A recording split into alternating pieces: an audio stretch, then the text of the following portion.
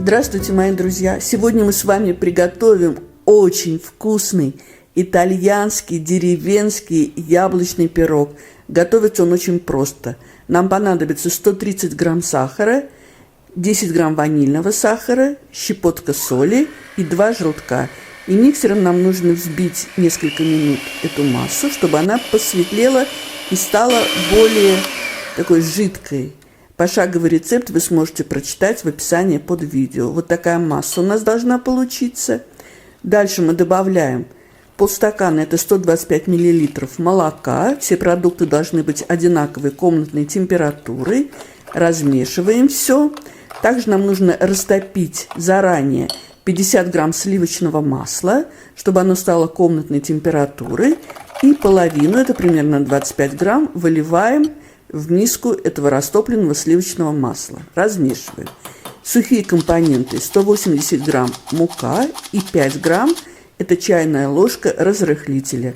Все это мы просеиваем в миску и ложкой замешиваем тесто. Вот такое тесто у нас получается.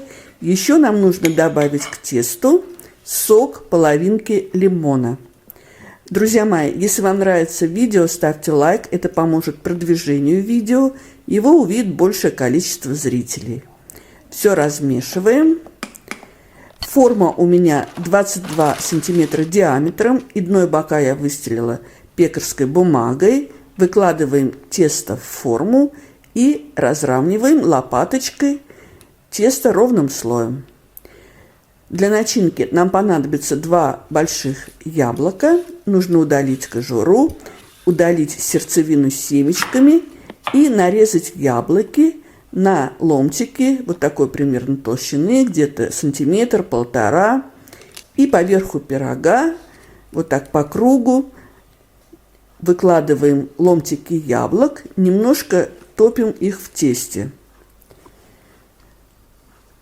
Сверху на яблоки мы выливаем равномерно оставшиеся 25 грамм растопленного сливочного масла.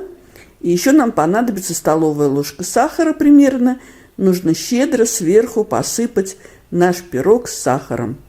Духовка у меня заранее разогрета на 180 градусов, режим вверх-вниз. Будет печься пирог в духовке 40-45 минут до румяности. В моей духовке он пекся 45 минут. Готовность проверяем на сухую шпажку. Даем пирогу полностью остыть в форме. Только после этого убираем форму, убираем пекарскую бумагу, выкладываем пирог на блюдо.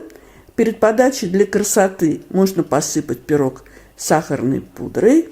И сейчас мы будем его разрезать и пробовать.